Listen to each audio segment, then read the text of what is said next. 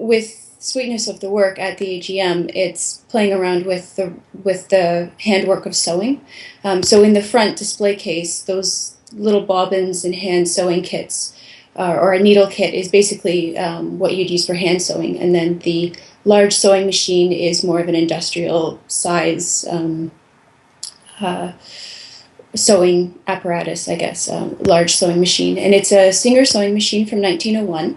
So I traced the serial number on them. Back then, every sewing machine, and still today, they all have serial numbers, so you can go back and read the history of your sewing machine.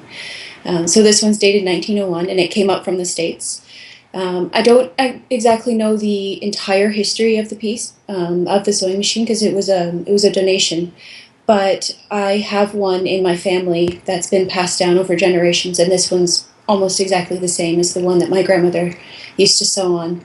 And my grandmother then taught me how to sew. So in a lot of handwork and in a lot of women's work, there's this beautiful tradition of passing down skill. And so when I look at this particular machine, I wonder how many people learned to sew on it, and exactly where it was kept, and who owned it, and what did they sew. What were they really avid sewers? Sometimes, especially today, a lot of people have a sewing machine, but they don't necessarily know how to use it. They have one because they hope that they're going to. Was this the case with this particular sewing machine? Right? And so it's been covered in paper first. It's a Japanese tissue paper called Gampi tissue. So I wrap the machine in tissue paper and then expose it to a salt solution. And the salt solution has been boiled on the stove, and I oversaturate the solution, so pour way too much salt in. So when it boils, the salt starts to create a really, really saline solution, and it crystallizes on the surface of the water. And then I pour that into a large vat.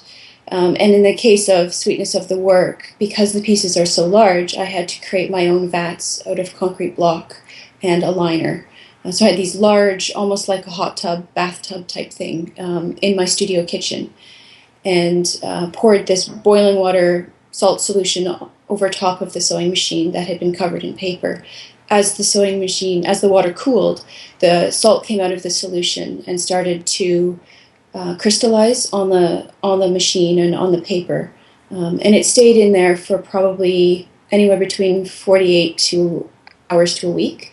It really depends.